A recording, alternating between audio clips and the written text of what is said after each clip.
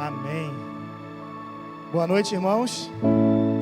Que a graça e a paz do Senhor esteja com todos, amém? Está feliz de estar na casa de Deus? Eu estou muito feliz, é muito bom rever os irmãos. É engraçado ver os irmãos de casaco, porque essa semana eu peguei um frio, estava ali suando, ali agora está calor hoje, irmão, desse jeito aqui dentro. Lá fora eu não sei, aqui dentro está quente, mas os irmãos estão de casaco, então tá bom. Então, mas eu peguei um frio de verdade essa semana, e aí tenho que falar para os irmãos, acho que se a gente pega um frio daquele ali, a gente não aguenta não, porque o negócio é doído. Mas não é disso que eu vim falar hoje, o tema da mensagem está ali, e eu quero pregar debaixo desse tema, e o tema está ali com uma pergunta em primeiro lugar, perdi? Duvido. Eu quero que você entenda que sim, tem a ver com ser roubado. Eu quero falar sobre a mensagem de hoje, eu quero pensar em algo que muitas vezes o inimigo tenta nos roubar. Mas eu queria começar construindo com você um pensamento e eu queria te perguntar o seguinte, você já foi assaltado? Já foi assaltado? É bom? Quem gosta de ser assaltado? Levanta a mão. Nós vamos orar para que Deus mande um bandido só de fazer teu desejo. Ninguém, né, irmão? Ninguém gosta de ser assaltado. Ser assaltado é uma das coisas piores que o ser humano pode passar, porque a gente se sente tão indefeso, a gente se sente ali vulnerável, a gente vê escorrendo pela palma das mãos da gente algo de valor que a gente suou para conquistar e o cara vem e leva tão fácil. No final de semana passado, agora não lembro, domingo passado, eu fiz um gabinete e aí estava conversando com a ovelha e ele falou que tinha sido assaltado. E aí Deus começou a trabalhar um monte de coisa no meu coração. E a gente conversou ali um breve momento, o tema do gabinete nem foi esse, mas isso me fez pensar, e quem está acostumado a pregar sabe que Deus, Ele fala com a gente de formas inusitadas, e aquilo ali foi poderoso no meu coração, e eu comecei a pensar nisso, né? Quantas vezes você está ali andando na rua, chega o bandido, e principalmente aqui no Rio de Janeiro, o cara gosta de usar a expressão, perdeu. Perdeu o quê, né? Se é em outro lugar do Brasil, você está andando, o cara vai gritar, perdeu, tu vai olhar e falar, o quê, irmão? Caiu? Aqui a gente já sabe, perdeu significa que o cara está dizendo, isso é um assalto. Você perdeu aquilo que você tinha de valor. E o bandido fala isso para te consolar, o mais legal é isso, né? Que ele fala isso para ser gente boa, fica calmo, perdeu, mas está tranquilo. Fica tranquilo que eu estou tranquilo. Os caras aqui são profissionais de assalto. Mas a gente que quando passa pelo assalto, é algo tão ruim, é algo que mexe tanto com o coração da gente, que a gente fica abalado com aquilo. Tem pessoas que são assaltadas e elas não conseguem passar no mesmo lugar que elas foram assaltadas. Tem pessoas que são assaltadas, às vezes, perder um automóvel, não consegue mais dirigir. Tem gente que fica traumatizado com o evento do assalto. Tem gente que se sente o super-herói na hora. E aí eu quero adiantar, não pode, tá? Não pode se sentir o super-herói. Tem gente que fala, eu vou reagir. O cara não é nem doido, meu irmão, se vier. Só que você não sabe se o cara está armado, se ele não está armado, se você vai ter tempo de reação ou não, porque às vezes a gente acha que vai conseguir desarmar o cara. Mas quem é que garante? A sua vida vale muito mais. E é por isso que a gente não deve revidar a um assalto. Então, se a gente começou pensando assim na mensagem, pensando num assalto normal, eu quero dizer para você, não revide, ok? Porque daqui para frente, eu vou falar sobre revidar, mas eu preciso que você entenda que eu não estou falando mais agora sobre um assalto comum. Num assalto comum, pela prudência, a gente sabendo que a nossa vida é muito mais valiosa, a gente não vai reagir, tá bom? Não reajam. Bigode, você é um cara forte, musculoso, atlético, mas não reaja a um assalto, ok? Contudo, entretanto, todavia, se nós estamos falando de coisas espirituais, se estamos falando do ataque do diabo, se estamos falando naquilo que o diabo tenta nos roubar, eu quero te encorajar hoje a reagir. E por isso, o tema da mensagem. Imagina o diabo chegando para você e falando assim, perdeu. E eu quero que você, com autoridade, imagine você respondendo, perdi? Duvido. Tem luta ainda, o meu Deus é o Deus da vitória. O meu Deus está no controle de todas as coisas. É o meu Deus quem guerreia as minhas guerras. Então, eu não perdi nada, Satanás. Ainda que ele tente te assustar, ainda que ele coloque uma arma na sua cabeça para tentar te amedrontar, você tem que se lembrar que o nosso Deus é muito mais forte. Então, quando o diabo tentar te assaltar, reaja. Não reaja ao bandido, mas reaja ao diabo. Até aqui está tranquilo, né? Então vamos começar a pensar no seguinte: o que o diabo já te roubou? A Bíblia diz que ele é ladrão. A Bíblia diz que ele veio para isso, para matar, para roubar e para destruir. Se o diabo veio para isso, essa é a função dele, a missão dele, o que ele já tentou roubar de você ou o que ele já conseguiu roubar de você?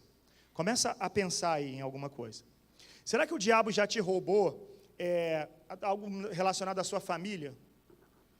Pastor, o diabo roubou meus filhos da igreja. O diabo roubou a alegria no meu lar, o amor. O diabo já atacou a sua casa? Ele conseguiu roubar algo de valor na sua família? Será que o diabo já atacou um sonho seu e roubou o seu sonho?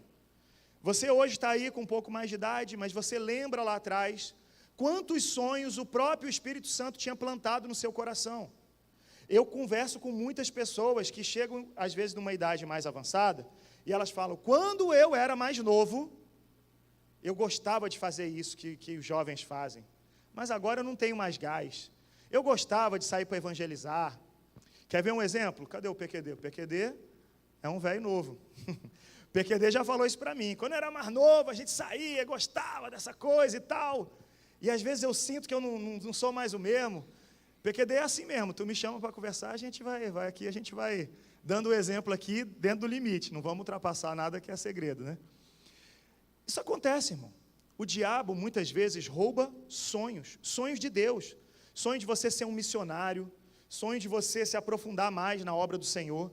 Tem gente que hoje está no banco, não é porque está de disciplina, não é porque está pagando conta, e não é nem porque está cansado. O cara está no banco porque ele tem o dom do canto na igreja. É o dom de ficar no canto. Ele não canta, ele fica no canto. Tem gente que está parado, está no banco, simplesmente porque o diabo foi lá e roubou aquele sonho ministerial. Roubou o sonho de ter uma família. Gente, quantas são as pessoas hoje que eu converso, jovens, que falam assim: eu não quero construir uma família. Você já deve ter ouvido isso também. Talvez sejam os filhos de vocês falando isso para vocês dentro de casa. Eu não quero casar, eu não quero ter filhos, eu não acredito nisso. Porque olhando ao redor, a gente vê tanta tragédia, a gente vê tanta infelicidade, tanta coisa longe do que Deus instituiu. Porque o projeto de Deus é lindo, o projeto de Deus chamado família é algo perfeito. Mas o diabo, ele foi trabalhando de uma forma na nossa sociedade, que muitas pessoas hoje olham para o exemplo errado de outros e falam o quê? Eu não quero ter uma família. É um assalto. O diabo foi lá e roubou dessas pessoas o sonho de ter uma família. Tem gente que foi atacado na saúde. O diabo veio e roubou a sua saúde. Tem gente que foi atacado na paz. O diabo roubou a sua paz. O que o diabo já tentou roubar ou já roubou de você? Com isso em mente, nós vamos ler o texto de hoje. Está em 1 Samuel, capítulo 30. Nós vamos ler até o versículo 25, do 1 ao 25. Então eu peço a sua atenção. Já está projetado para a gente. Não deixa a sua mente fugir. Fica aqui comigo no texto, porque tem alguns detalhes desse texto que nós vamos aprender hoje com a palavra de Deus, aprender hoje com esse homem de Deus chamado Davi, algumas coisas para que a gente possa reagir de forma consistente aos ataques do diabo, para que a gente possa recuperar aquilo que Deus nos deu, claro, debaixo das ordens de Deus. Diz assim o texto sagrado: quando Davi e seus soldados chegaram a Ziclag, no terceiro dia, os amalequitas tinham atacado o Neguebe e Ziclag e haviam incendiado a cidade. Levaram como prisioneiros todos os que lá estavam, as mulheres, os jovens e os idosos. A ninguém mataram, mas levaram consigo quando prosseguiram em seu caminho. Ao chegarem a Ziclag, Davi e seus soldados encontraram a cidade destruída pelo fogo e viram que suas mulheres, filhos e filhas haviam sido levados como prisioneiros. Então Davi e seus soldados choraram em alta voz, até não terem mais forças. As duas mulheres de Davi também tinham sido levadas, Ainoã de Jezreel e Abigail de Carmelo, a que fora mulher de Nabal. Davi ficou profundamente angustiado, pois os homens falavam em apedrejá-lo. Todos estavam amargurados por causa de seus filhos e suas filhas. Davi, porém, fortaleceu-se no Senhor. Então Davi disse ao sacerdote Abiatar, filho de Aimeleque: traga-me o colete sacerdotal. Abiatar o trouxe a Davi, e ele perguntou ao Senhor: devo perseguir esse bando de invasores? Irei alcançá-los? E o Senhor respondeu: persiga-os. É certo que você os alcançará e conseguirá libertar os prisioneiros. Davi e os 600 homens que estavam com ele foram ao ribeiro de Besor, onde ficaram alguns, pois 200 deles estavam exaustos demais para atravessar o ribeiro. Todavia Davi e 400 homens continuaram a perseguição, e encontraram um egípcio no campo e o trouxeram a Davi. Deram-lhe água e comida, um pedaço de bolo e figos prensados, e 2 bolos de uvas passas. Ele comeu e recobrou as forças, pois tinha ficado 3 dias e 3 noites sem comer e sem beber. Davi lhe perguntou: a quem você pertence e de onde vem? Ele respondeu: sou um jovem egípcio, servo de um amalequita. Meu senhor me abandonou quando fiquei doente há 3 dias. Nós atacamos o Neguebe dos Queretitas, o território que pertencia a Judá, e o Neguebe de Calebe, e incendiamos a cidade de Ziclag.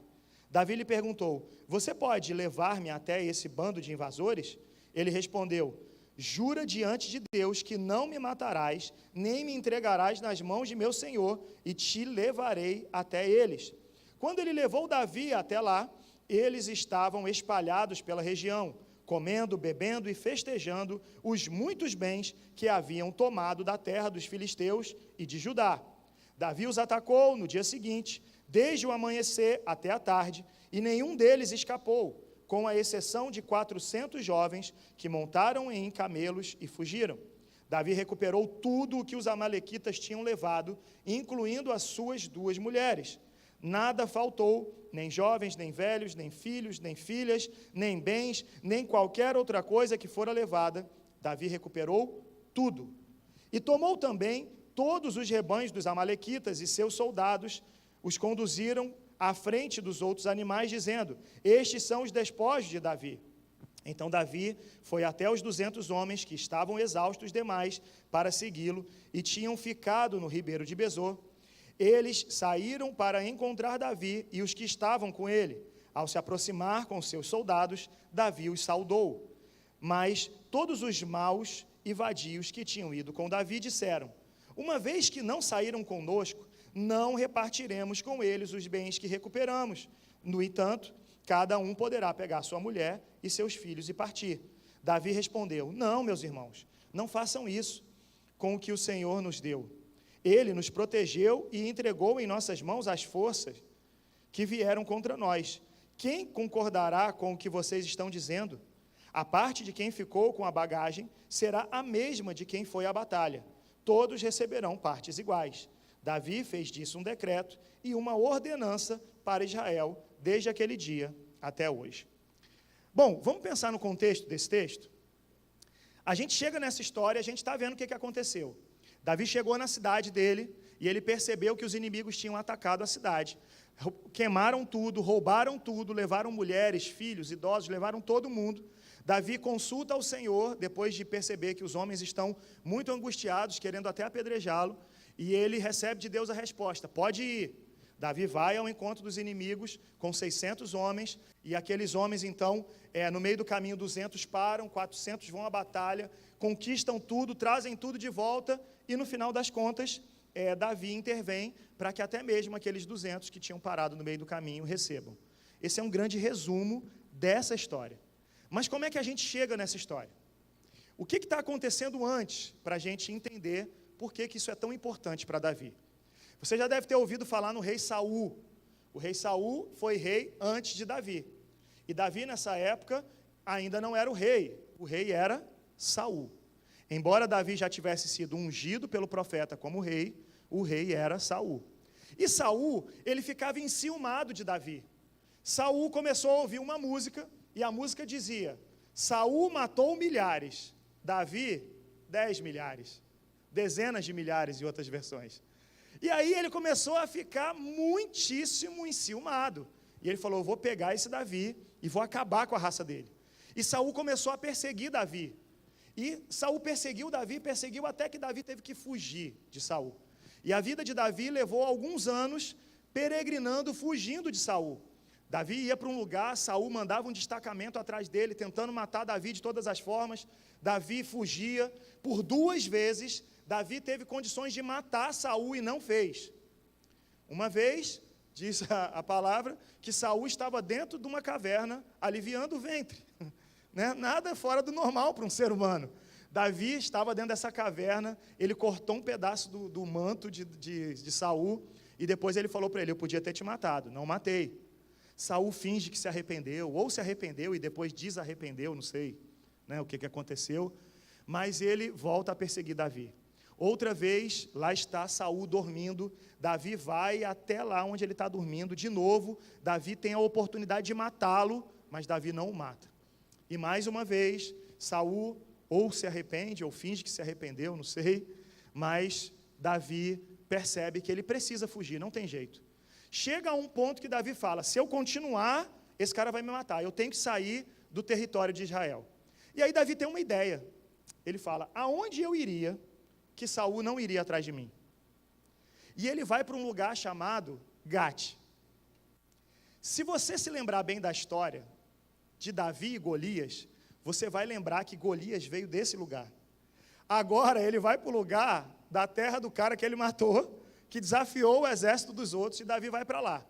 E a Bíblia diz que ele chega lá, e é óbvio, a figura de Davi chegando, o cara que matou dezenas de milhares, vai causar um impacto no meio da terra dos inimigos, dos filisteus. E Davi chega lá dando uma de maluco. A Bíblia diz que ele deixa a baba escorrer pela barba, ele fica dando uma de maluco mesmo, e o pessoal pensa: ele enlouqueceu, deixa esse cara aí, ele é inofensivo. Depois de algum tempo, Davi começa a voltar ao normal, ele já, tô normal. Embora um maluco, depois que fica normal, não dá para confiar, né, irmão? Mas ele, tô normal. O rei Aquis, que era o rei da cidade lá dos filisteus, ele gosta de Davi, e ele começa a dar abrigo para Davi. E ele chega para Davi, e ele dá uma cidade para Davi, chamada Ziclag. Ele fala: essa cidade é sua.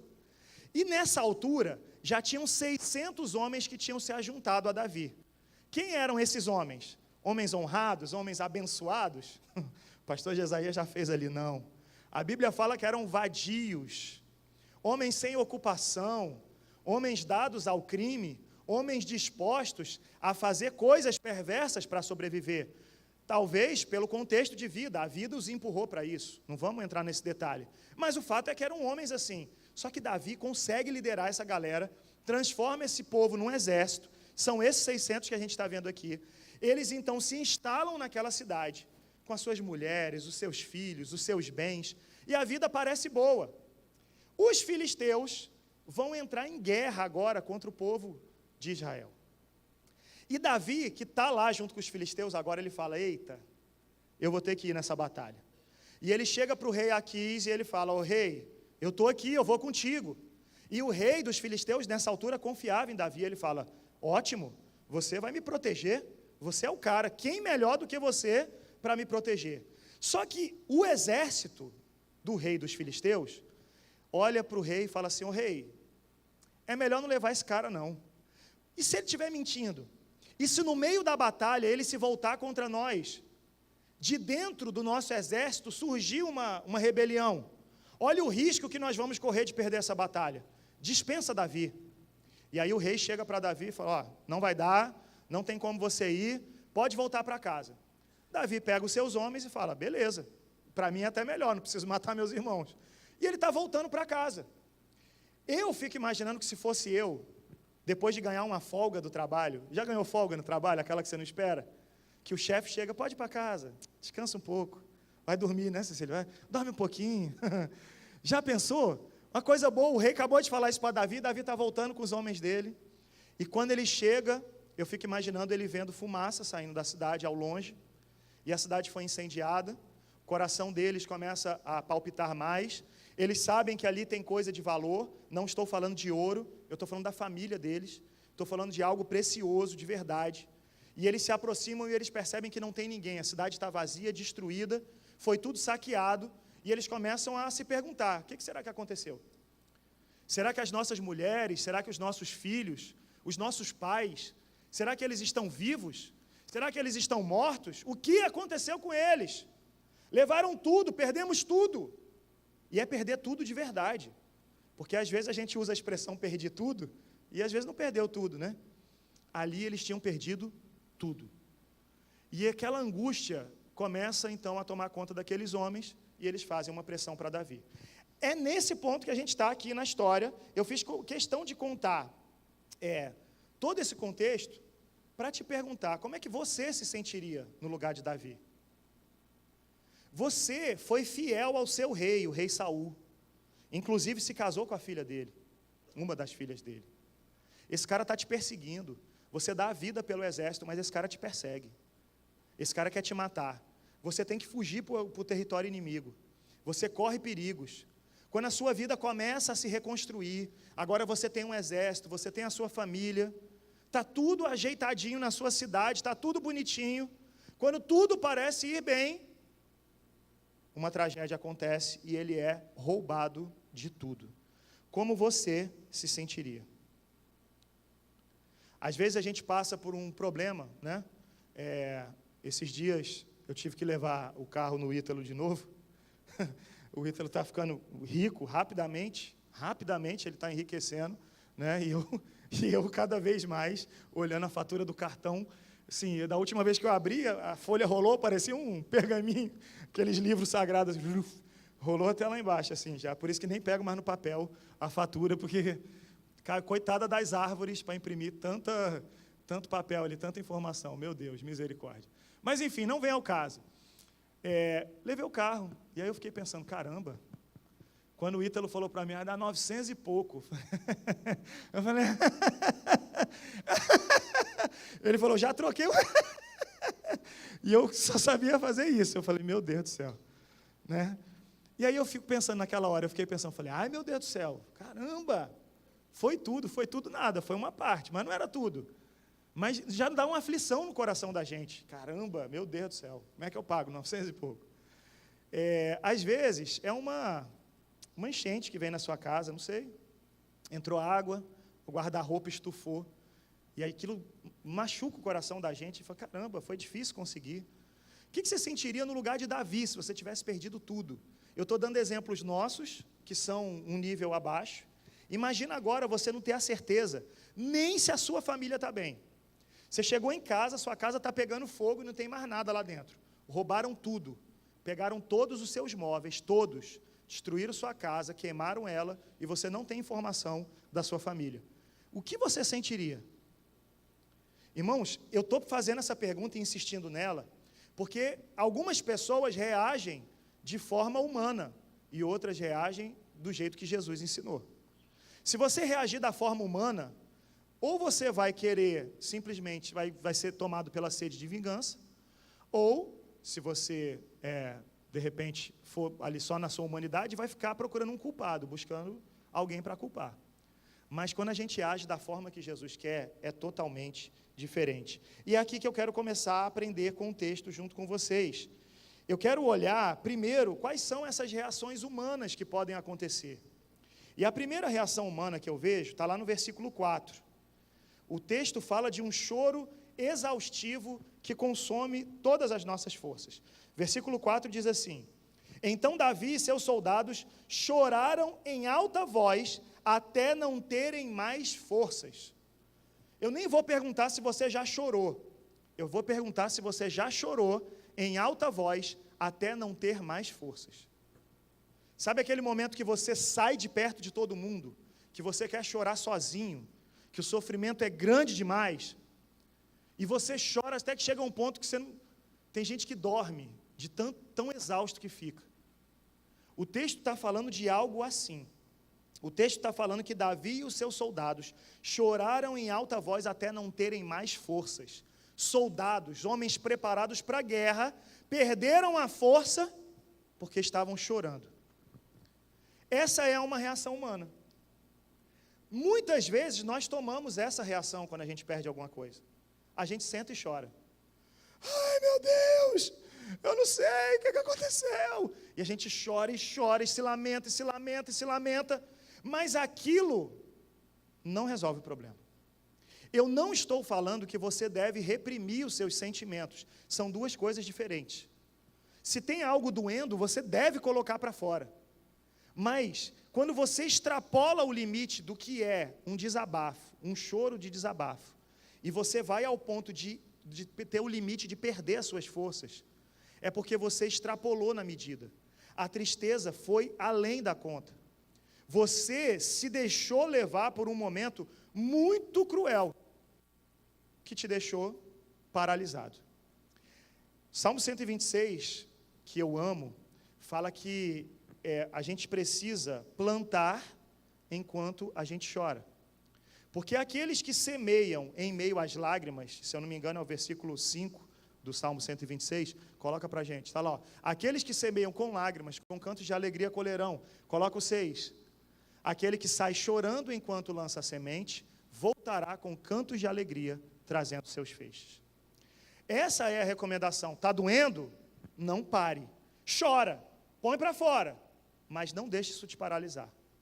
Uma reação humana que a gente vê aqui no texto, sugou todas as forças daqueles homens. Foi a primeira coisa que eles fizeram. Choraram até não terem mais força. Outra reação humana, a gente encontra lá no versículo 6. É quando a gente começa a procurar culpados. Olha o que diz o versículo 6. Davi ficou profundamente angustiado. Bota aí, versículo 6. Voltamos agora para 1 Samuel 30. Isso. Deixa eu voltar aqui agora. Davi ficou profundamente angustiado, pois os homens falavam em apedrejá-lo. Todos estavam amargurados por causa de seus filhos e suas filhas. Davi, porém, fortaleceu-se no Senhor. Olha só essa reação humana. Os homens olharam e falaram: alguém tem que ser culpado. Vou botar a culpa em quem eu não sei quem foi. Vieram aqui, eu não vi quem foi. Mas o Davi está aqui. Então vou botar a culpa nesse cara. Essa talvez seja a reação humana mais perigosa de todas. Porque essa faz você ferir as pessoas mais especiais na sua vida. Quantas são as vezes que nós colocamos culpa sobre os nossos pais, de frustrações nossas? Porque eu queria tirar a carteira de motorista e o meu pai não me deu dinheiro. Só que o seu pai, querido, está acordando 3 horas da manhã, está se sacrificando. Ele não está tendo condições de absolutamente nada. Às vezes ele está na rua, ele sente vontade de tomar um sorvete, não pode, porque ele sabe que tem que levar o dinheiro para dentro de casa. E aí, o camarada está lá, chateado, procurando um culpado por toda a frustração da vida dele, e ele entende que o culpado é o pai, porque o pai não deu dinheiro. Porque meu pai tinha que pegar o salário, tinha que me dar. Só que com isso, o coração do pai é ferido. Quantas são as vezes que a gente vai procurar a culpa em outras coisas? A pessoa está frustrada. Ficou na internet, a moça ficou na internet o dia inteiro. E no Instagram, todo mundo tem dinheiro. Todo mundo está feliz. No Instagram, o que vale é o like, é o close. E aí tu vai olhando ali, caramba, que lugar legal. Olha, porque a pessoa não conta nos vídeos a parte ruim do que ela fez. Ela fala: hoje eu vim mostrar para vocês essa igreja maravilhosa. Venham comigo. Olha, aqui na PIB em Heliópolis, o nosso louvor é excelente. A pregação é totalmente bíblica. Só que a pessoa, no vídeo, não mostra que de vez em quando a gente, é uma família. No vídeo do Instagram, tudo é perfeito. E a mulher está ali olhando. Aí ela fica frustrada, porque o cara não está com condição de levar ela mal no cachorro quente ali. E aí, você não me leva para fazer nada. Tem que ter um culpado, né, irmão? Só que a gente vai ferindo quem é mais especial para a gente. O cara vem reclamar porque a comida não está gostosa. A mulher fez aquela comida. Amigo, foi você que não comprou os temperos. É você que tinha que ter suprido com algumas coisas, mas aí ela deu o melhor dela. Ela fez frango de novo, porque é o que tu comprou. Se tu tivesse comprado filé mignon, ela fazia. Tu não comprou o frango? Vamos comer o frango, irmão. Aleluia. Só que o cara fica irritado. Não, porque a mulher do meu amigo, ela faz salmão. Mas o salmão que ela faz é porque o cara comprou o salmão. Né? E lá na tua casa tem sal e tem mão. Mas salmão, nada. Gostou? Essa foi... Aí foi entretenimento. Irmão, vamos ser sinceros. A gente fere pessoas desnecessariamente. Desnecessário. Porque essa é uma reação humana. Aqueles homens olharam para o líder deles. A Bíblia diz que eles eram vadios. Eles eram pessoas à margem da sociedade. Agora eles são reconhecidos como um exército. Eles têm um líder, joia, né? Como dizem, joinha, como dizem os antigos. Joia o líder deles. Mas aqueles homens não estão felizes com isso. Eles estão jogando a culpa no líder. A gente faz isso aqui, irmão? Será que o pastor Davidson poderia ter um pouquinho mais de cabelo se a gente não fosse tão difícil? Que nós somos difíceis, irmão. Meu Deus do céu. Ô rebanhinho difícil a gente. Mas abençoado, mas difícil. Eu acho que ele ia ter um pouquinho mais de cabelo. A doutora Carla ia passar a mão. Ele teve que deixar a barba. Que ela queria passar a mão no cabelo, não tinha aqui em cima, passa na barba agora. Irmão, a gente tem que aprender com o texto. Aqueles homens começaram a querer apedrejar Davi. Imagina a situação. Um dia eram vadios, à margem da sociedade, no outro são guerreiros. Mesmo assim, eles querem apedrejar a única pessoa que olhou por eles e que cuidou deles e que deu a eles uma esperança. Se eles perderam alguma coisa, eles perderam o que eles conquistaram junto com Davi. Eles deveriam, no mínimo, ser gratos. Mas não foi isso que o texto mostra. O texto fala que eles queriam apedrejar. Sabe, eu preciso constantemente avaliar o meu coração. Você precisa avaliar o seu coração constantemente, para que a gente descubra se a gente não está sendo injusto e descarregando nas pessoas mais próximas a nós, só na tentativa de colocar a culpa em alguém. E isso não é novo não, tá? Porque lá no Éden a gente viu a mesma coisa. Na hora que o negócio apertou para Adão, Senhor, foi a mulher que tu me deste, ela é a culpada. Na hora que o negócio aperta é assim. Aí diz que Eva virou a serpente. Na hora que chegou na serpente, disse que não tinha braço. Aí tomou a culpa e ficou por isso mesmo. Mas a transferência de culpa, ela só é nociva. É uma reação humana. Então o texto mostra para a gente que a gente pode ter reação humana de chorar, se paralisar, ou a gente pode ter uma reação humana de querer encontrar culpado. Ambas reações humanas estão totalmente desconectadas do que Deus quer para a nossa vida. Agora, a gente vê uma reação espiritual em Davi, porque o versículo 6 ainda, o finalzinho do versículo 6, coloca de novo para mim o versículo 6, 1 Samuel 36. O finalzinho do texto diz assim, Davi, porém, fortaleceu-se no Senhor. Sabe aonde a gente encontra forças no momento de adversidade? No Senhor. Tem pessoas que buscam forças numa garrafa de bebida. Tem pessoas que buscam força na prostituição. Tem pessoas que buscam forças em qualquer outra coisa. Mas a gente aprende com o texto que quando as coisas vão mal, nós temos que nos fortalecer no Senhor.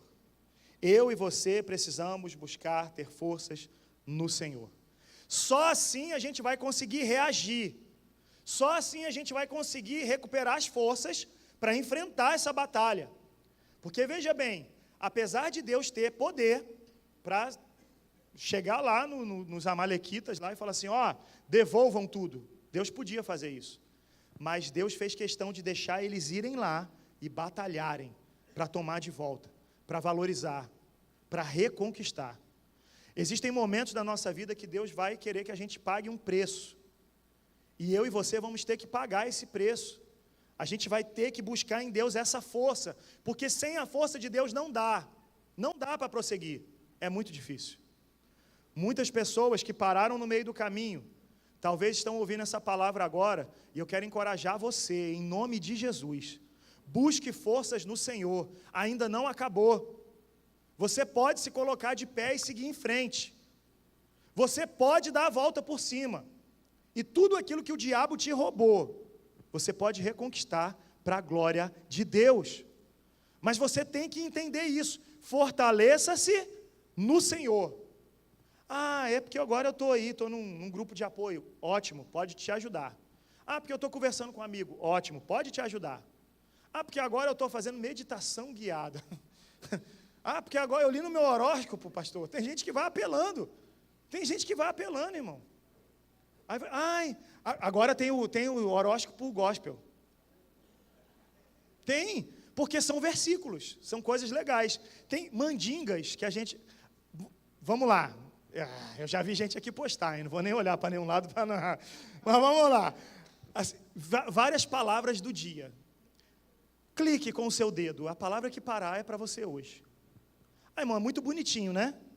Mas não está muito diferente do que parece que Jesus está pedindo? Não é relacionamento que Ele quer, Ele não quer que a gente gaste tempo com isso. Sabe, conhecer mais de Deus, se aprofundar na palavra, estar preparado, fortalecido em Deus. Só que a gente prefere pegar um conta-gotas. Eu vou pegar uma palavrinha aqui hoje, a palavra do dia. É tipo um horóscopo. Você lê aquilo ali e fala, recebi uma palavra hoje, aleluia. Deus quer você fortalecido nele. É você mergulhar em Deus, é ir muito além disso. Eu não estou dizendo que fazer isso é pecado, entendam o que eu estou dizendo. Eu estou dizendo que isso é muito pouco diante do que Deus quer. Deus quer muito mais para a sua vida, muito mais, muito mais. Ele quer você fortalecido nele ao ponto de qualquer obstáculo, qualquer dificuldade que se aproximar de você, a própria dificuldade vai olhar e vai falar, eita, ali é crente, a dificuldade foge. É isso. Porque quando a Bíblia diz para a gente se sujeitar a Deus e resistir ao diabo e ele foge da gente, é exatamente isso que a Bíblia está dizendo. Quando você está fortalecido em Deus, o diabo se assusta com você. Porque ele não enxerga mais você, ele enxerga agora o próprio Deus na sua vida. Existe algo que está ensinando para a gente, Davi está trazendo isso para a gente. Agora, quando Davi começa a reagir, a gente precisa olhar a maneira como ele reage.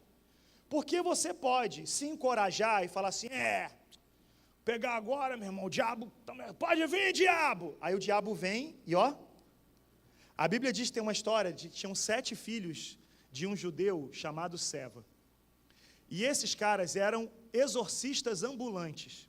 Eles trabalhavam de expulsar demônio. Qual é o teu emprego? Eu expulso demônio. Né?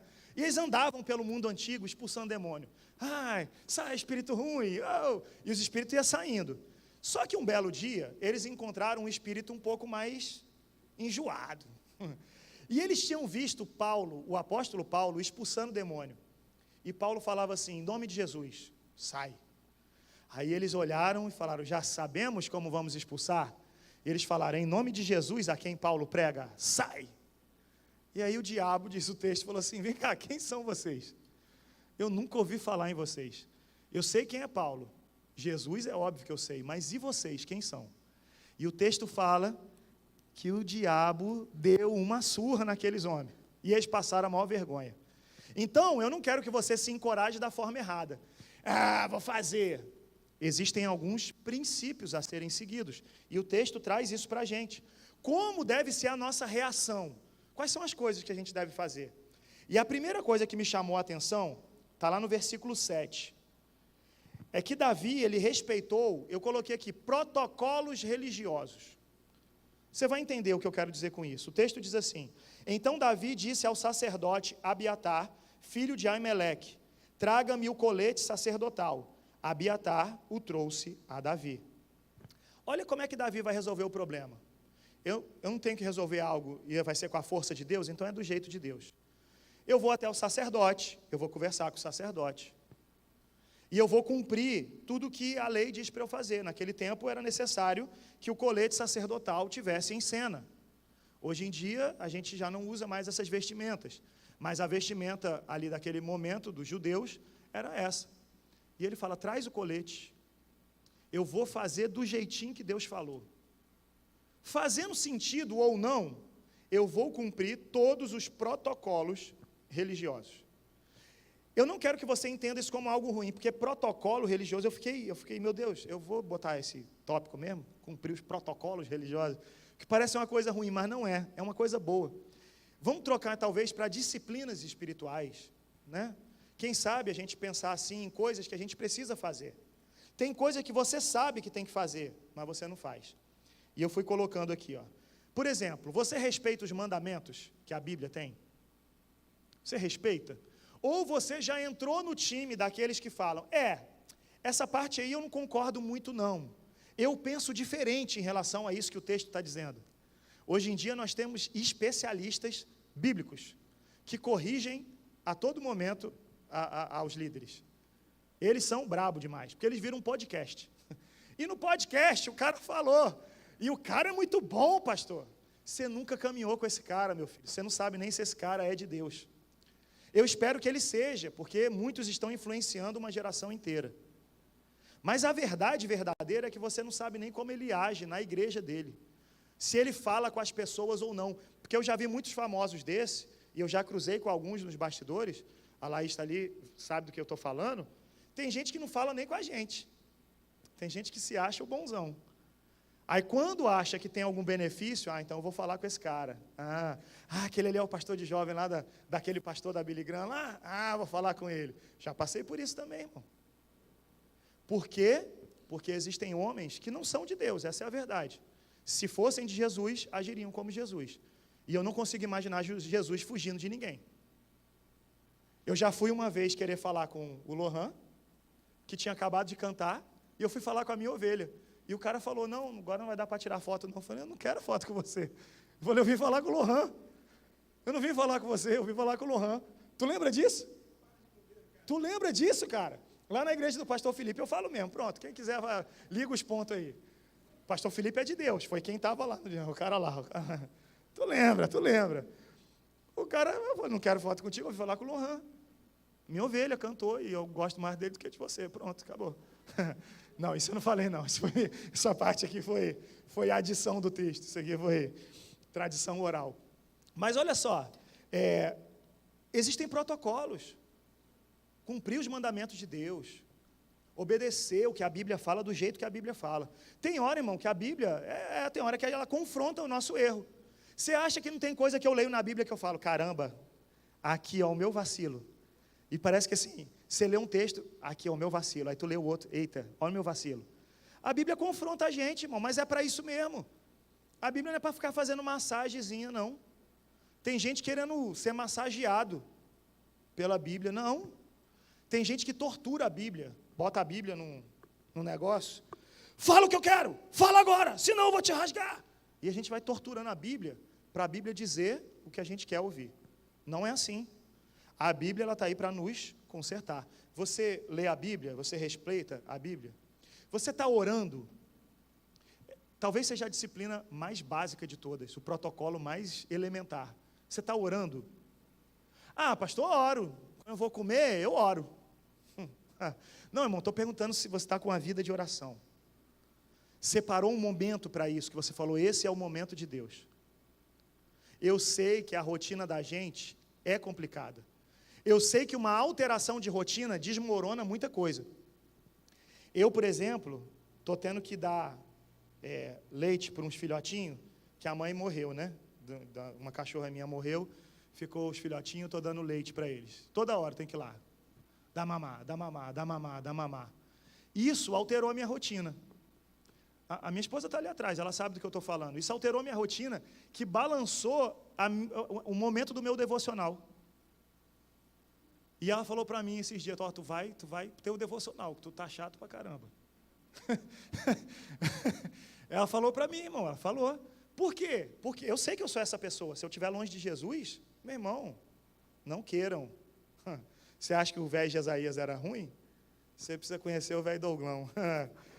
Meu irmão, que cara horrível. Então eu preciso estar perto de Jesus.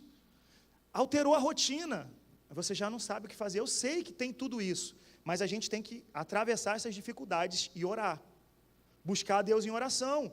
Muita coisa que você está enfrentando, você teria no mínimo mais conforto se estivesse orando.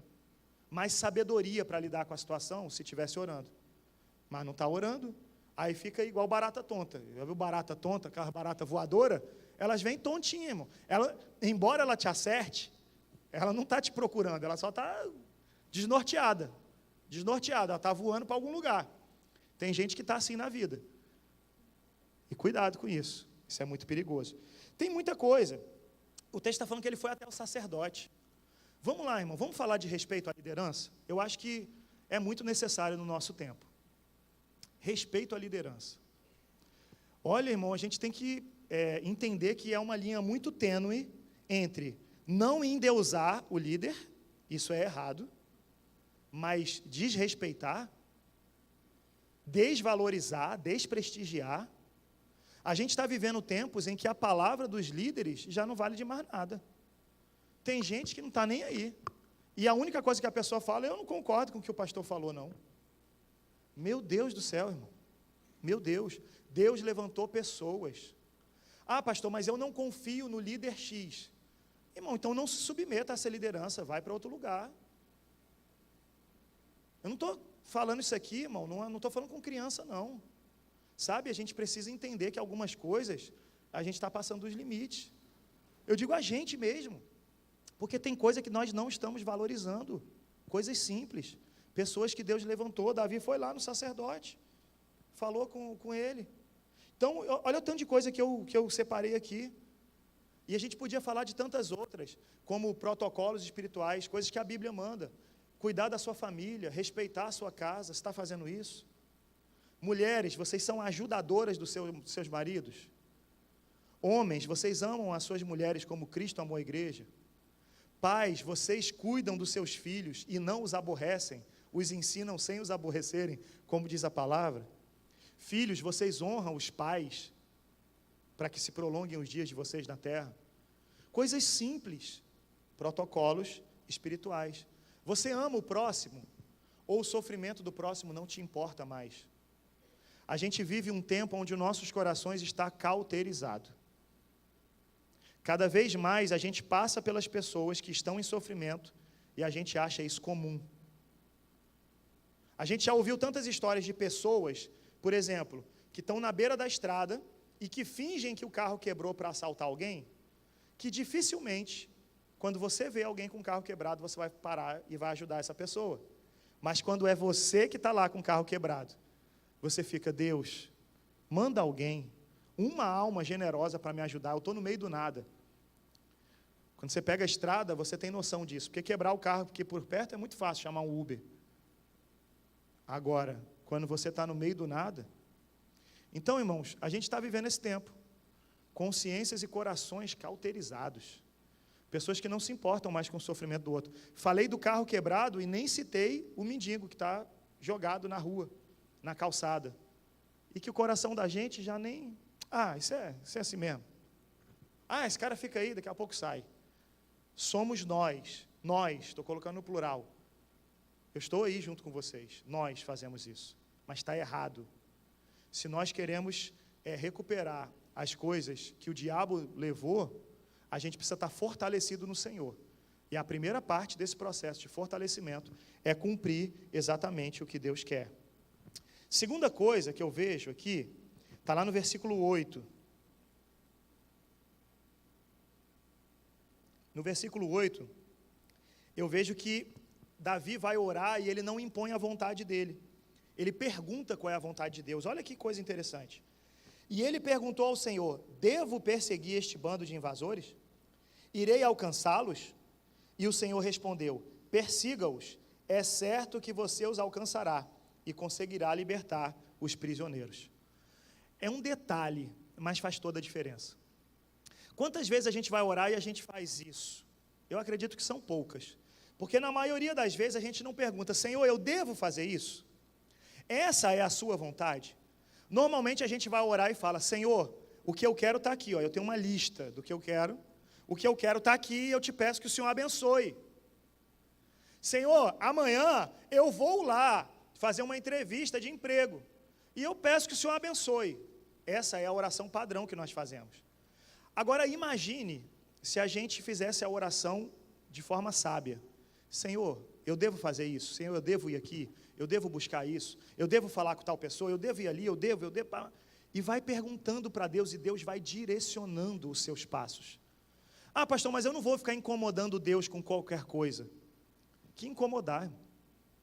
Imagina que é o seu filho andando na rua, e o seu filho está ali, passando a pista, e vem os carros, ele quase morre atropelado, ele tropeça no meio-fio, cai, e ele vai ali aos trancos e barrancos. Você não gostaria que o seu filho chegasse para você e falasse: como é que faz para atravessar a rua? Você pode me dar a mão aqui para eu subir ao meio-fio? Você, como pai, como mãe, não gostaria que o seu filho toda hora te perguntasse algo que evitasse o sofrimento a ele? Porque é muito ruim quando a gente vê os filhos da gente sofrendo. Os filhos só descobrem isso quando se tornam pais. Quando se torna pai, ele fala: era isso que meu pai falava, era isso que minha mãe estava dizendo. Agora eu entendi. Mas agora tem um bicho velho que já, desperdiçou muita coisa. Se nós, que somos maus, gostaríamos que os nossos filhos nos pedissem ajuda em tudo, imagina Deus. Ele quer o tempo todo, irmão. O cérebro de Deus não é igual ao nosso para ficar sobrecarregado. É muita coisa. Estou estressado, estou com estafa. Anjos, me abanem. Não é assim não, irmão. Deus, Ele é todo poderoso, Ele tem todo o poder. Então você pode acessar esse poder, está disponível. Senhor, eu devo perseguir esse bando de inimigos? E aí Deus fala: sim, você deve perseguir. É muito comum a gente ver as pessoas orando para Deus fazer o que elas querem, mas não é comum orando, pedindo para Deus fazer o que Ele quer. Deveria ser o contrário. Então que a gente possa hoje olhar para dentro da gente, verificar as nossas orações e parar com esses desvios na hora de orar. Tem o jeito melhor. O jeito que você está fazendo é a oração, e é bom. Orar sempre é bom. Pode orar pedindo, mas orar com inteligência é melhor ainda. E quando você faz o que Davi fez, meu amigo, é receita de sucesso o tempo todo. O tempo todo. Imagina que você quer, você quer se casar. Se você pergunta: Senhor, essa pessoa é apropriada para eu casar? Deus vai te falar. Se você não orar, você pode chegar para Deus e falar: Senhor, está aqui, eu vou casar com essa pessoa aqui, está aqui. O Senhor abençoa? Ele vai falar: tá bom, você não me deu opção, eu estou contigo, você é meu filho. Mas, será que essa pessoa é a melhor pessoa que vai combinar com você no dia a dia? Orar, irmão, orar sempre, sobre emprego, sobre faculdade. Sabe, tem gente que já começou e trancou faculdade umas 3, 4. E o pai, enquanto o pai continua pagando, vai trancando cada vez mais, Mas pensa direitinho o que Deus quer da sua vida. Não entre em grandes projetos sem consultar a Deus. Não entre nem nos pequenos, que dirá nos grandes. Mas enfim, vamos lá. A terceira coisa, eu vejo lá no versículo 17. Davi, ele faz a parte dele e depois ele vai enfrentar a luta. Apareceu lá para a gente, versículo 17. Davi os atacou no dia seguinte, desde o amanhecer até a tarde, e nenhum deles escapou, com exceção de 400 jovens que montaram em camelos e fugiram. Olha só, Davi orou. Davi pediu a Deus a restituição daquilo que o inimigo tinha roubado. Mas Davi fez a parte dele. Davi foi à luta. Tem gente, irmão, que pede a bênção e não faz o que tem que fazer. Sabe um texto que eu acho interessantíssimo na Bíblia? Lembram de Ana, quando Ana queria um filho? Ela vai para o templo, não é isso?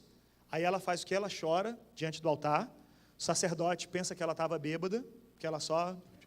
O cara falou: está bebendo uma hora dessa? Tua serva não está bêbada, eu quero um filho.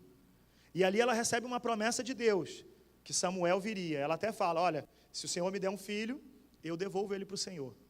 E aí sabe o que é mais legal de tudo que o texto mostra? Depois você confere na sua casa, que fala que ela foi para casa e teve relações com o marido dela. Ué, tu não quer um filho? Ué, tem coisa que a gente pede para Deus, mas a gente não faz o óbvio. Senhor, eu quero um emprego. Aí o cara acha que ele vai estar deitado, 11 horas da manhã, vendo TikTok no telefone. E aí vai vir alguém. É aqui que você mora? Deus mandou eu vir aqui, tem um emprego para você. Aqui constando que você quer 10 mil, não, a gente vai dar 20, ok? Porque foi Deus que mandou. Às vezes Deus está ali querendo te abençoar, mas você não se movimenta. Tem coisas, irmão, que só falta a gente fazer a nossa parte. Deus já liberou a parte dele. Deus já liberou a parte dele. O que você precisa fazer da sua parte? O que está faltando? O que você pode chamar de sua parte para ir à luta e conquistar de volta? Eu falei da carteira de motorista, né? Ok. Tem gente que fala assim, eu quero dirigir, aí não tem carteira. E anda sem carteira. Ai, Jesus, fura só o pneu para dar um alerta. Para, irmão, com esse negócio. Tirar a carteira, irmão. Carteira venceu, vai renovar, ué. Não, mas eu já sou motorista há 10 anos, mas você está fora da lei. Quem sabe o PM que vai te parar lá na Blitz é o cara que vai vir aqui na igreja, no domingo, né? Os meninos acharam muito fofinho você pedindo perdão porque deu uma fechada no carro. A doutora Carla falou. Porque é um pecado que os garotos, esses meninos são terríveis, tá? Eles falam assim, nossa, eu queria pecar desse jeito, que o meu pecado é pior. Mas olha só, se não é muito sábio, ela sabe a responsabilidade. Aí a doutora Carla está aqui pregando. Entra o cara que ela deu uma fechada e uma buzinada. Ué, olha a responsabilidade, irmão. Qualquer coisa que a gente faz tem impacto. E você tem que fazer a sua parte. Então, você quer dirigir? Vamos tirar a carteira. Quer casar? Não vou dizer para você, busque a pessoa certa. Eu vou dizer para você, seja a pessoa certa. Sabe o que eu falo para o pessoal? Eu falo para os meninos muito, né? Você quer uma menina abençoada, uma mulher de Deus na sua vida? Ok. Então ela é uma filha amada de Deus. Ela é uma princesa do Senhor. Aí eu pergunto assim, por que Deus pegaria a filha dele, que é uma princesa, uma filha amada, e daria na sua mão? Por quê? O cara, porque a gente só quer alguém para satisfazer o nosso desejo. Alguém que cumpra aquilo que a gente quer. A pergunta é, você é uma bênção? Porque se tu não é uma bênção, irmão, tu tem que ficar sozinho mesmo. Senão tu vai colocar a vida de alguém em aflição. Eu peço a Deus que quem é tribulação, fique só mesmo, que depois é só tormenta. Você quer alguém, seja a pessoa certa. Você quer trabalhar, vai atrás do emprego. Você quer um ministério, se prepare. O apóstolo Paulo fala que a gente pode procurar com zelo os melhores dons. Procure. Agora tem gente que não, que acha que estou aqui, o pastor nunca olha para mim, bota outras pessoas, eu não tenho oportunidade. É claro, meu irmão, está se escondendo. Quem é? Eu não sou adivinho. A Bíblia fala que os adivinhos não herdarão o reino dos céus. Eu não sou adivinho. Pastor Davidson não é adivinho, senão eu não seria pastoreado por ele. A esposa dele não é adivinha, pastora Zélia não é adivinho. Os pastores dessa igreja não são adivinhos. Graças a Deus. Então, irmão, você tem que se mexer. É isso que você quer? Vai na direção do que você quer. Faz a tua parte. Se prepara. Pastor, eu quero pregar. Tá, irmão, fala um versículo. Cara, não fala um versículo. Então, vamos dar uma segurada, velho. Vamos devagar. Pastor, eu quero, eu quero ter mais destaque, quero discipular, quero ser alguém. Ok, irmão. Então, deixa eu só dar uma olhadinha aqui, rapidão aqui no teu Instagram. Então, irmão, vamos dar uma segurada um pouquinho? Só um pouquinho? Por quê? Porque tem coisas que é parte nossa. É parte nossa. Deus quer fazer. A pergunta é, você quer que Deus faça? Eu também encontro algo lindo aqui no texto, que fala sobre misericórdia. Versículo 21 em diante, eu vou ler alguns versículos. Porque essa parte do texto, ela mostra como um coração misericordioso, abençoado por Deus, um coração que recebeu misericórdia, se torna misericordioso. Então Davi foi até os 200 homens que estavam exaustos demais para segui-lo, e tinham ficado no ribeiro de Besor. Eles saíram para encontrar Davi e os que estavam com ele. Ao se aproximar com seus soldados, Davi os saudou. Mas todos os maus e vadios que tinham ido com Davi disseram, uma vez que não saíram conosco, não repartiremos com eles os bens que recuperamos. No entanto, cada um poderá pegar sua mulher e seus filhos e partir. Eles queriam que os caras fossem embora. Davi respondeu: não, meus irmãos, não façam isso com o que o Senhor nos deu. Ele nos protegeu e entregou em nossas mãos as forças que vieram contra nós. Quem concordará com o que vocês estão dizendo? A parte de quem ficou com a bagagem será a mesma de quem foi à batalha. Todos receberão partes iguais. Davi fez disso um decreto e uma ordenança para Israel, desde aquele dia até hoje. Um coração que foi abençoado se torna abençoador. Essa é a regra. Se você foi abençoado, há um propósito de Deus para você, que você abençoe. Você pediu um emprego e Deus te deu um emprego, você está com salário agora? Ajude outras pessoas. Ah, pastor, mas aí o que eu estou ganhando não dá nem para mim. Era bom quando você não ganhava nada? Quer voltar para lá? Hã? Vamos fazer um esquema? Vamos fazer oração hoje? Para tu perder o que Deus te deu? Já que tu não quer compartilhar? Não, estou falando assim para ficar rasgado mesmo. Para ficar fácil da gente entender. A humanidade da gente atrapalha a gente o tempo todo. Porque a gente está sempre olhando para nós mesmos. O egoísmo entrando em ação. Só que quando você é abençoado, você tem que lembrar que você tem que abençoar. Deus te resgatou, Deus te perdoou. Olhe para pessoas que estão em pecado agora com olhar de misericórdia. Lá fora, muitos dizem que a igreja é um lugar de pessoas hipócritas, porque muitos que aqui entraram foram maltratados por nós. E hoje, há um entendimento no mundo de que a igreja é um lugar de gente hipócrita. Será que é assim que nós fomos chamados para ser conhecidos? Jesus disse que nós seríamos reconhecidos como seus discípulos se nós nos amássemos uns aos outros como Ele nos amou. Ele fala, aí sim vocês serão conhecidos como meus discípulos. Está na hora da gente começar a enxergar o que Deus quer da gente. Você foi abençoado, irmão. Está na hora de abençoar. Você foi perdoado. Tem pessoas aqui, irmão, que cometeram pecados horríveis. Eu não vou citar porque vai parecer que eu estou dando nome. Não é isso o caso. Todos nós somos pecadores. Mas esses pecados que nós cometemos estão sendo cometidos por outras pessoas. E essas pessoas precisam de misericórdia. Essas pessoas precisam de misericórdia. Existem grupos dentro da igreja que eles têm uma tendência muito forte a sair da igreja. Você quer ver? Divorciados. Aos montes saem da igreja. Sabe por quê? Porque eles são julgados ao extremo. Por pessoas que não têm ideia do que eles passaram.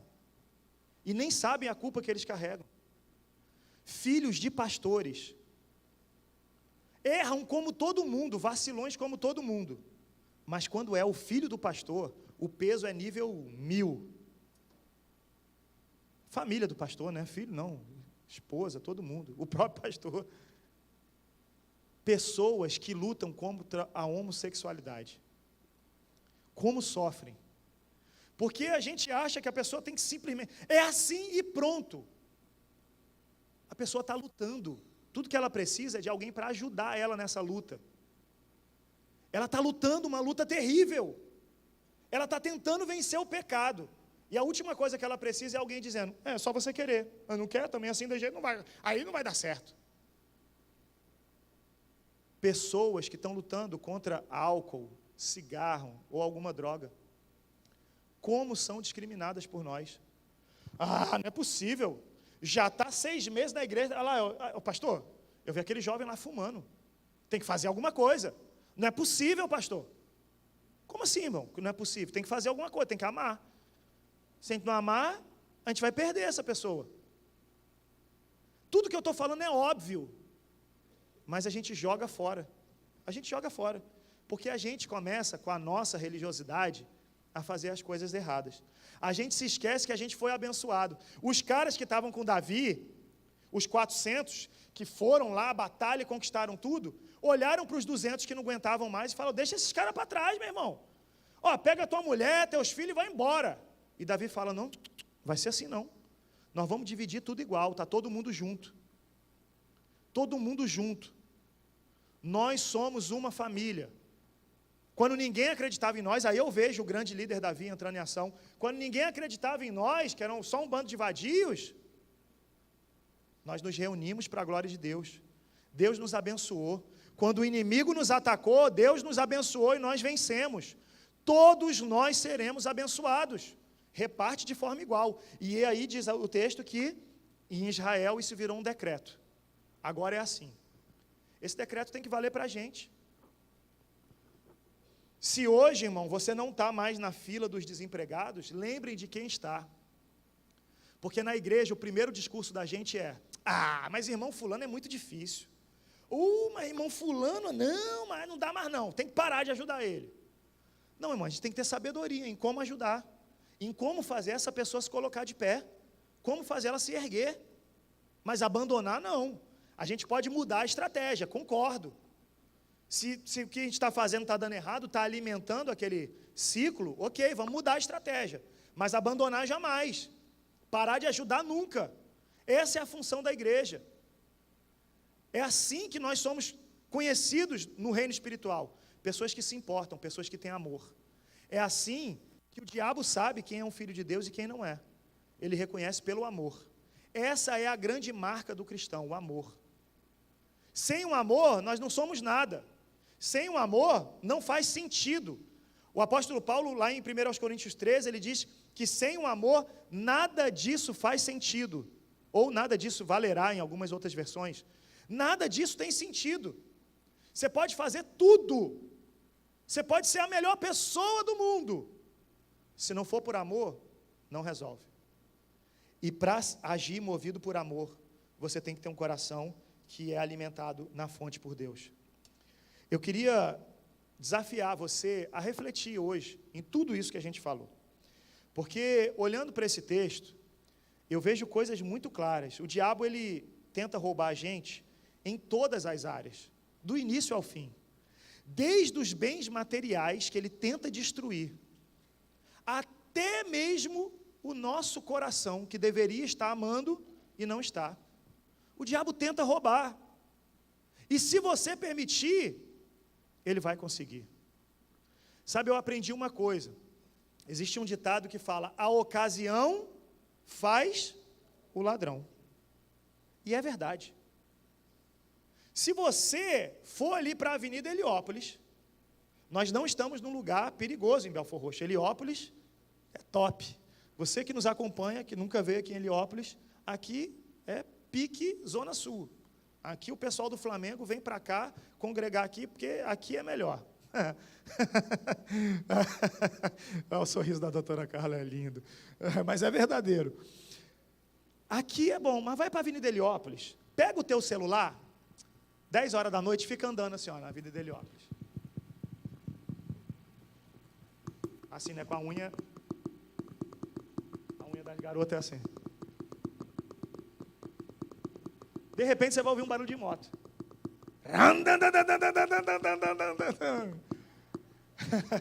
Quando você ouvir esse barulho, irmão, já faz assim, ó. Pode entregar que perdeu. Agora, se você é sábio e não está com o celular à mostra, possivelmente o cara vai passar e não vai escolher você para roubar. Se você muda a rota e de forma inteligente você fala: vou por essa outra rua aqui, porque aqui é mais tranquilo, provavelmente você vai escapar. Do mesmo jeito acontece quando o diabo está olhando para um grupo de cristãos. A Bíblia fala que o nosso inimigo está ao nosso derredor, bramando como um leão, buscando a quem possa tragar. Você já viu documentário de animais? Um leão à espreita de um bando, tentando encontrar vulnerabilidade, procurando o mais lento, o mais fraco, procurando aquele que se separou do grupo, aquele que está sozinho. É assim que o leão age. E é com essa comparação que a Bíblia tenta fazer a gente entender o que o diabo faz. Existem coisas que o diabo nem tinha planejado te roubar.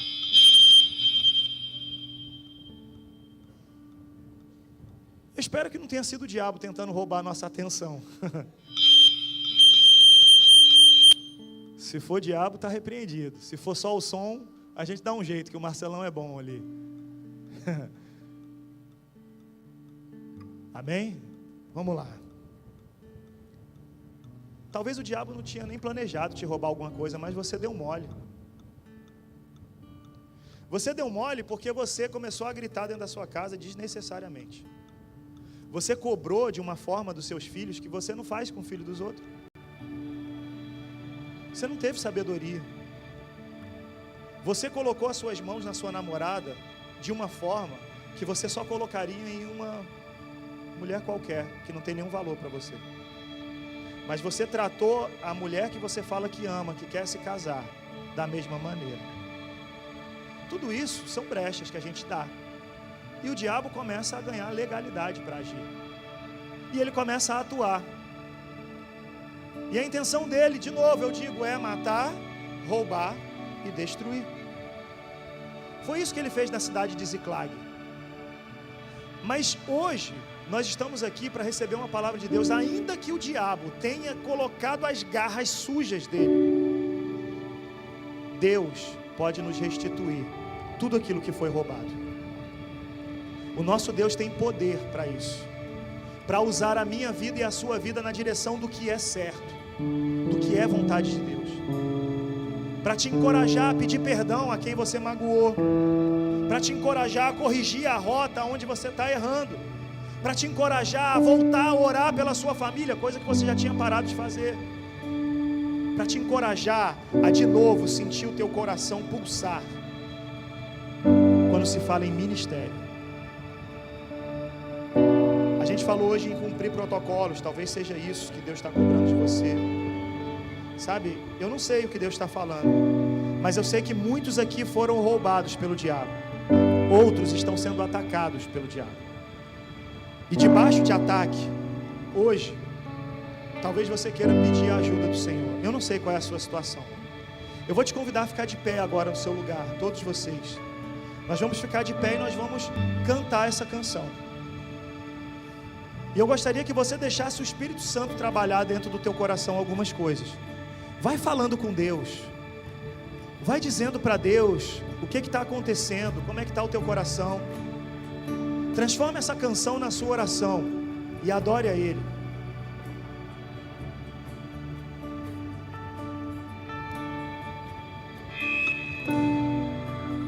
Os planos que foram embora, o sonho que se perdeu, que era festa e agora é luto do que já morreu. Não podes pensar que este é o teu fim, não é o que Deus planejou. Levante-se do chão, erga o clamor, restitui. Eu quero de volta o que é meu. Sara-me e põe teu azeite em ador. Restitui e leva-me às águas tranquilas. Lava-me e refrigera minha alma. Restitui. Você está transformando essa canção na sua oração? Será que você permite que o Espírito Santo de Deus traga aí agora a sua memória algo que foi roubado, que não deveria ter sido levado, algo que por algum motivo o diabo veio e tomou de assalto, algo que te faz falta, os sorrisos que você se lembra com saudosismo, um tempo que parecia ser mais feliz, um momento onde a sua fé estava mais fortalecida. O que o diabo te roubou? Os planos que foram embora, o sonho que se perdeu, o que era festa e agora é luto do que já morreu.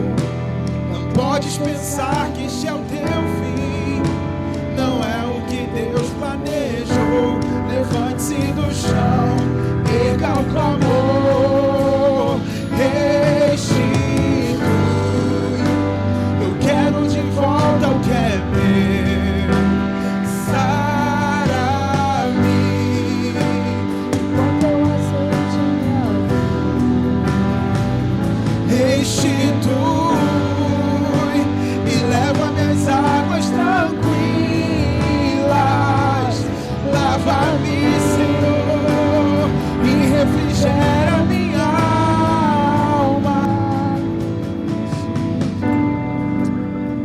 Eu sei que você já ouviu do Espírito Santo aquilo que você tinha para ouvir. E de uma forma muito direta, eu vou convidar você que tem algo a buscar de volta pela força do Senhor, a sair do seu lugar e vir aqui ao altar. O Senhor já falou com você, você já sabe do que se trata. Você mais do que ninguém sabe o que foi roubado. E agora é tempo de buscar isso em Deus, buscar a força do Senhor. O primeiro passo é esse, é vir ao altar do Senhor e dizer: Senhor, me ajuda, Senhor, eu conto com a tua força, eu conto, Senhor Jesus, com o teu direcionamento. Você vai sair do seu lugar e vai vir aqui com fé. Saia, mas saia com fé, acreditando que Deus está aqui te recepcionando. Existe algo poderoso de Deus para a sua vida. E Deus nessa hora está te chamando, dizendo: olha, vem deixar aqui no altar do Senhor. Porque aquilo que um dia o diabo pensou que tinha te roubado tudo, vai parecer nada perto do que Deus vai fazer. Deus não apenas vai restituir, mas Deus vai trazer um tempo maior e melhor. E enquanto nós cantamos, você vai poder sair do seu lugar e vir aqui correndo ao altar do Senhor e dizer: Senhor, eu estou aqui, me ajuda. Vamos declarar comigo o tempo que roubado foi? O tempo que roubado foi não poderá se comparar a tudo aquilo que o Senhor tem preparado ao que clamar. Creia, porque o poder de um clamor pode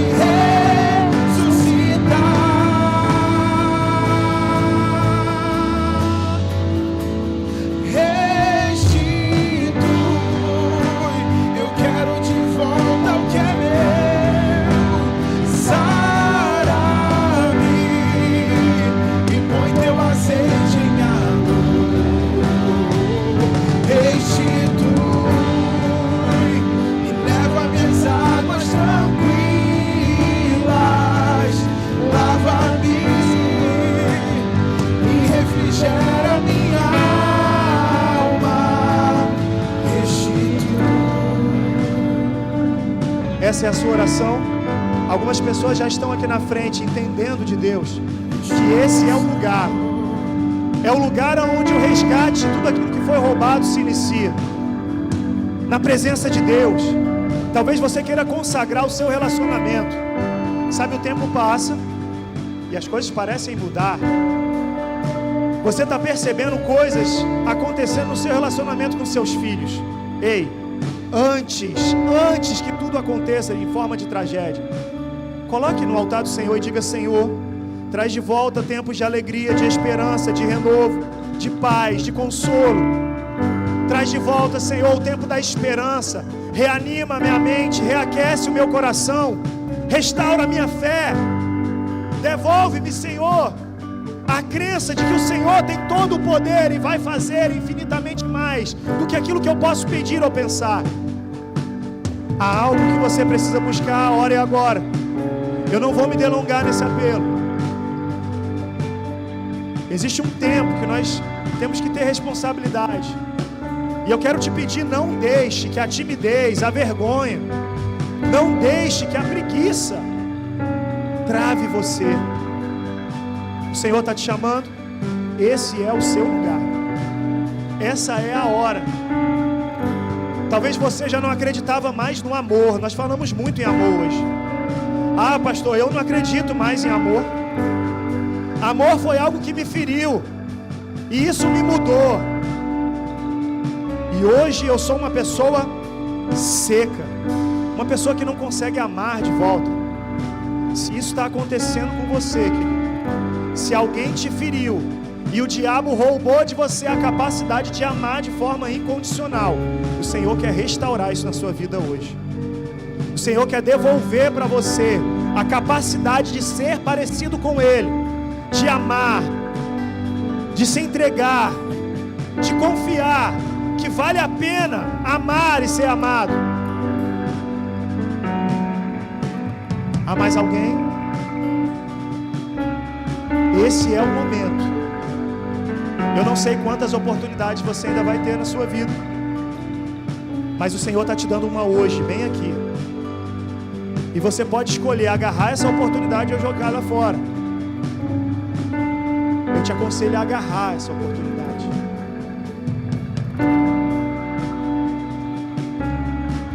Há mais alguém? Eu também não quero sair daqui hoje sem fazer uma pergunta importantíssima.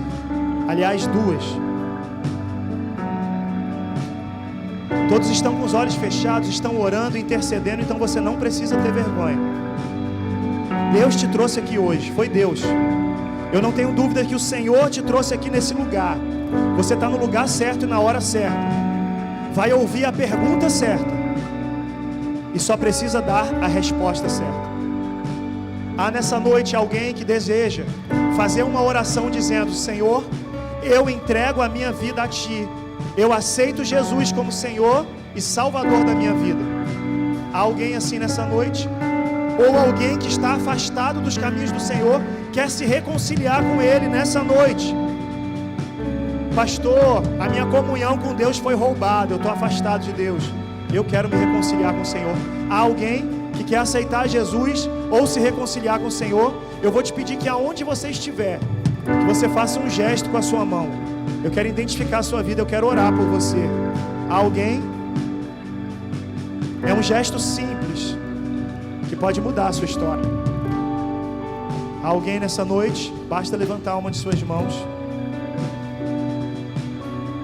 Ou se desejar, pode vir aqui à frente. Aleluia.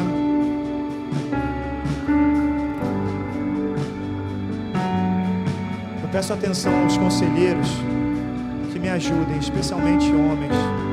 Eu gostaria de um jovem aqui na frente para me ajudar a orar. Há mais alguém, irmãos? Me ajude em oração. Você está entendendo o que está acontecendo? Tem mais uma batalha sendo travada aqui. Há uma guerra espiritual sendo travada. E eu conto com a sua oração nessa hora. Peça a Deus que toque corações. Peça a Deus que abra o entendimento, que desarme as barreiras, que destrua as muralhas que nos afastam do amor de Deus. Há mais alguém? Nós vamos orar nessa hora. Estenda suas mãos em direção a essas vidas. Eu ainda gostaria que mais um jovem me ajudasse aqui, um rapaz, a orar. Eu não gostaria de ver ninguém aqui sozinho. Isso.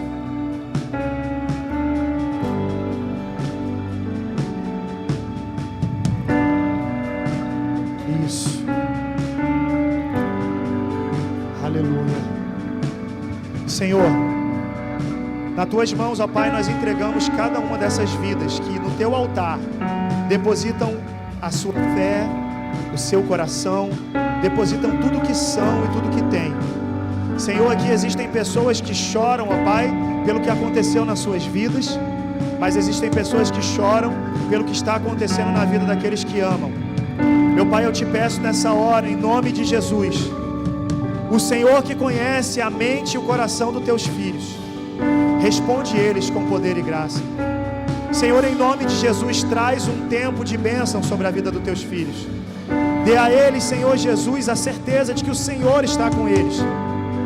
Senhor, nós abençoamos essas vidas. A partir de hoje, nada mais será como antes. Senhor, que eles se fortaleçam em Ti e com a força dada pelo Teu Espírito, que possam, Senhor, guerrear. Senhor, em nome de Jesus, que tudo aquilo que foi roubado, ó Pai, pelo inimigo, seja restituído na vida deles. Senhor, que venha com ainda mais e mais intensidade, que a Tua bênção alcance a vida e a família de cada um deles. Senhor, visita o futuro deles nessa hora e os abençoa. Recebe, Senhor, os corações que se rendem a Ti. Pai, em nome de Jesus, nessa hora eu te peço, meu Pai, escreve, confirma no livro da vida aqueles que se entregam voluntariamente a Ti, pedindo socorro e dizendo: Senhor, a partir de hoje, Tu és o meu Senhor, Tu és o meu Salvador. Em Ti eu confio, a Ti eu me rendo. Senhor, aqueles que estavam afastados de Ti, recebe, ó Pai, nos Teus braços. Consola, conforta. Reanima, Pai, o abatido, reanima o cansado e abençoa o teu povo, em nome de Jesus. Amém e amém. Louvado seja o nome do Senhor. Eu gostaria de pedir a gentileza, os nossos conselheiros, se puderem estar orando ali, pegando os dados, a gente gostaria de anotar, saber o que a gente pode orar, como a gente pode ajudar vocês. Quem a gente não tem um contato, a gente queria pegar o contato. Então, acompanhe os nossos conselheiros aqui ao lado. Feche seus olhos mais uma vez. Que o amor de Deus, o nosso Pai, que a graça salvadora de Jesus Cristo, Filho, que a comunhão e as consolações e o poder do Espírito Santo de Deus repousem sobre todo o povo de Deus espalhado pela face da terra e de uma forma muito especial com cada um que se reúne aqui hoje. Amém e amém. Louvado seja o nome do Senhor.